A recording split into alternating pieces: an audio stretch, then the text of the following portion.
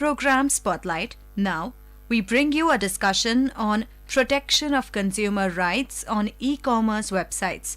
The participants are Dr. Sheetal Kapoor, expert on consumer affairs, and Meghna K.T., Akashvani correspondent.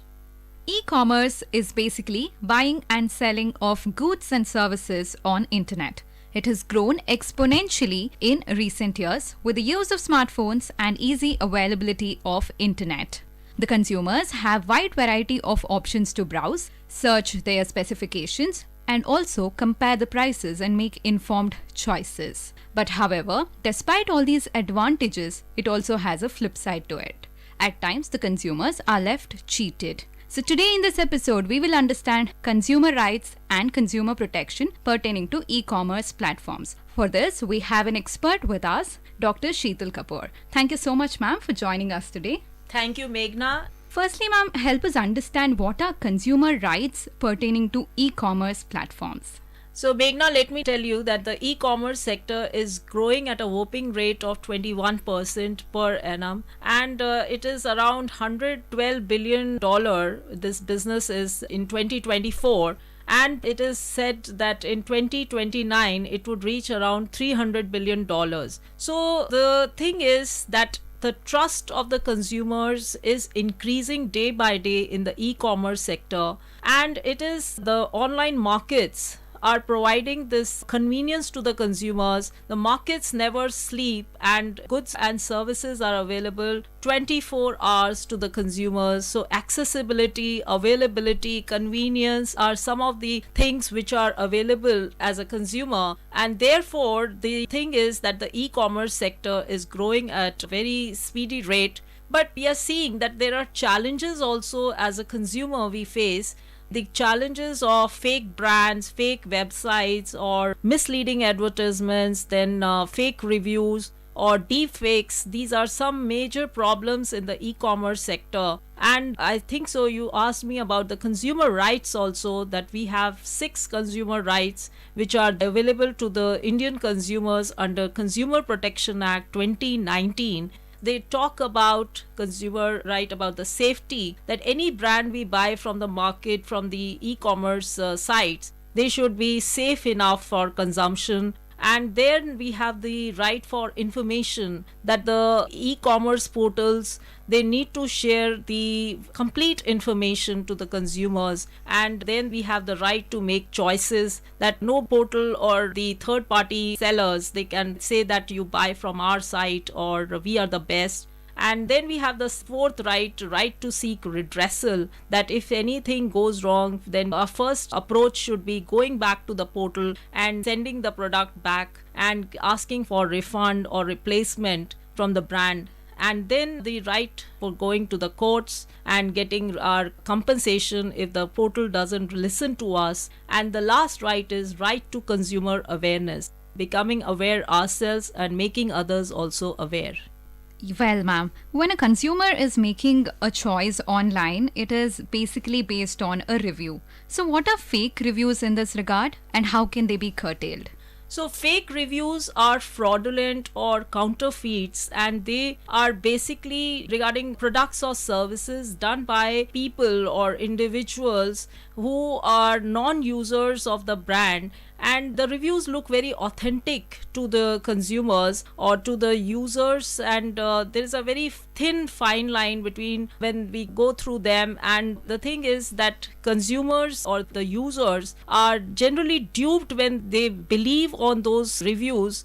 And generally what has happened is that we invest our money, and it is the National Consumer Helpline recently which has highlighted that now they have been receiving 43% of the complaints related to e-commerce sector, and these fake reviews are a menace. And the thing is that over the period we are seeing that consumers, they rely on them, and there has been a change in the shopping behavior, and more consumers are now buying things online.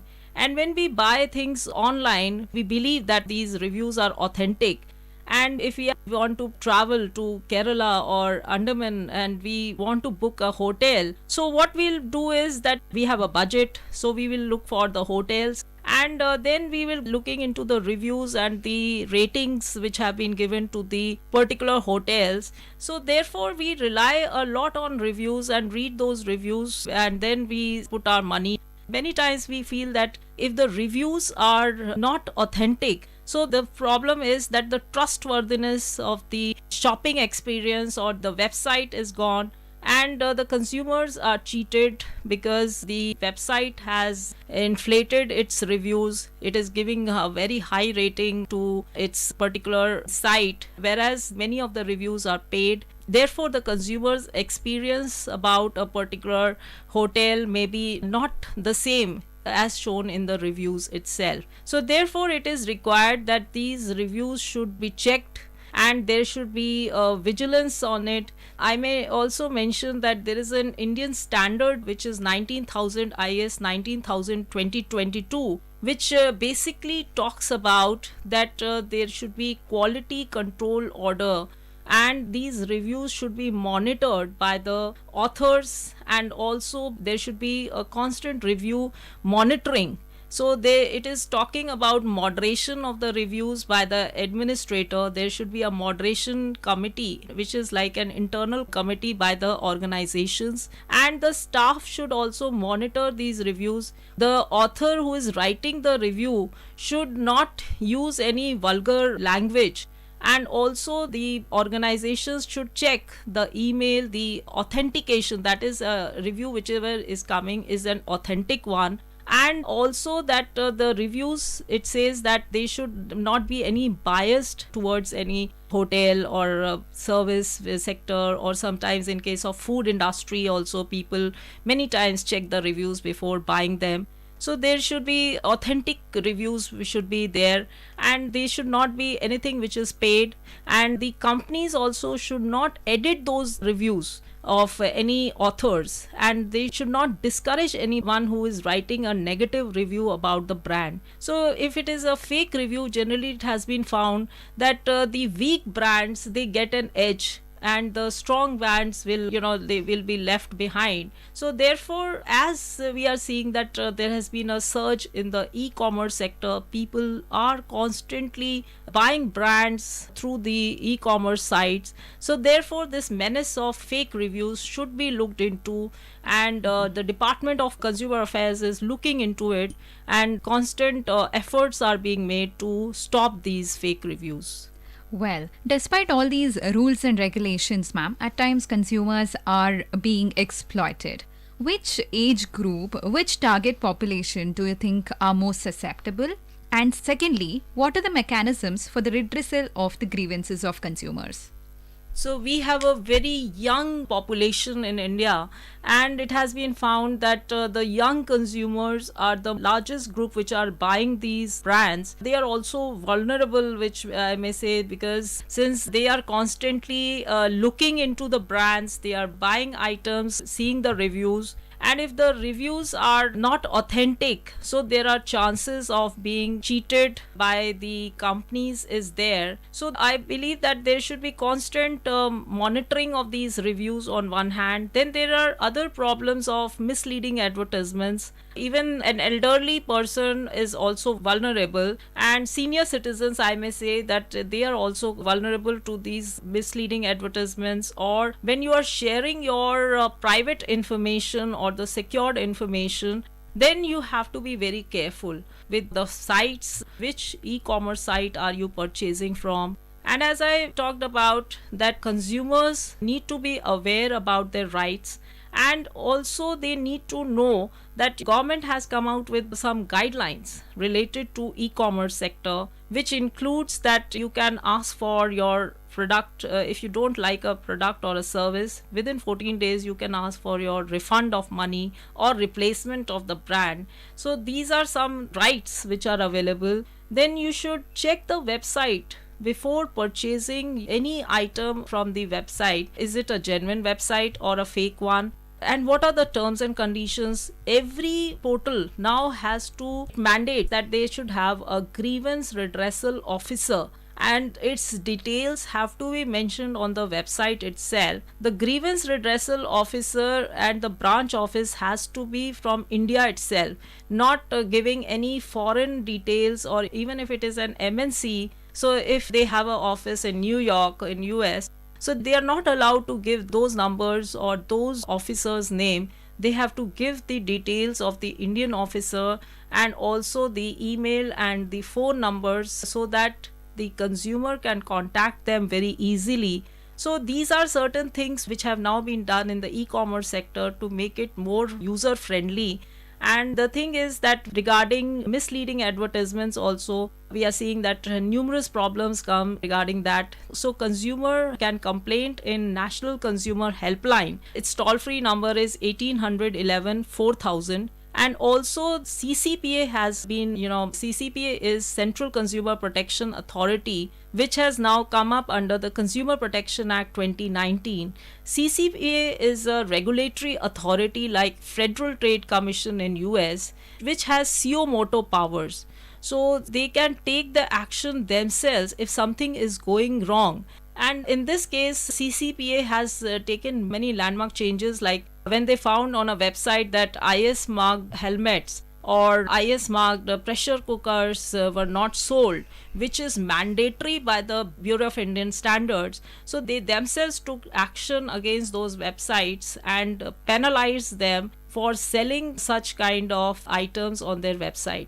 So constant monitoring by the CCPA is also happening, which is also in favor of the consumer, so that misleading advertisements or about the challenges which we talked about, fake reviews, don't happen.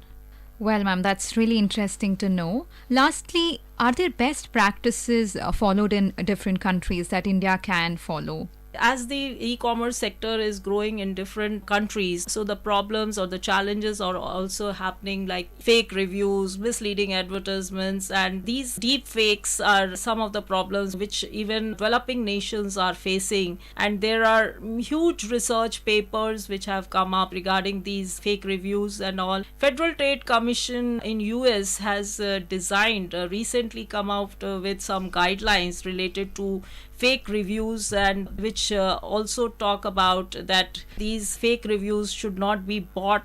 And even if somebody has written a review regarding a particular brand, you cannot highlight the same or pick it from another portal and put it on your portal. So this is again a fake review. So this way companies are paying. It's not only in India but in other countries also, we are seeing that they are paying money to the authors and getting those fake reviews done. So therefore these are some new challenges regarding the e-commerce sector. And as consumers are totally now we are shifting from offline markets to online purchases, so day by day consumer awareness is very much required. An aware consumer is an asset for a society, and I believe that as the e-commerce sector grows, we need to take care of these problems, the challenges which are coming up. With this, day by day, our consumer awareness will help us. We had a detailed understanding on consumer rights and consumer protection on e-commerce platforms. Thank you very much, ma'am. Thank you. You were listening to a discussion on protection of consumer rights on e-commerce websites. The participants were Dr. Sheetal Kapoor, expert on consumer affairs, and Meghna KT, Akashvani correspondent. This program was produced and presented by the News Services Division of Akashvani. You can listen to it on our mobile app, News on AIR. This program is also available on our YouTube channel, News on AIR Official. You may share your feedback about this program through email at airnsttalks@gmail.com or WhatsApp on 9289094044.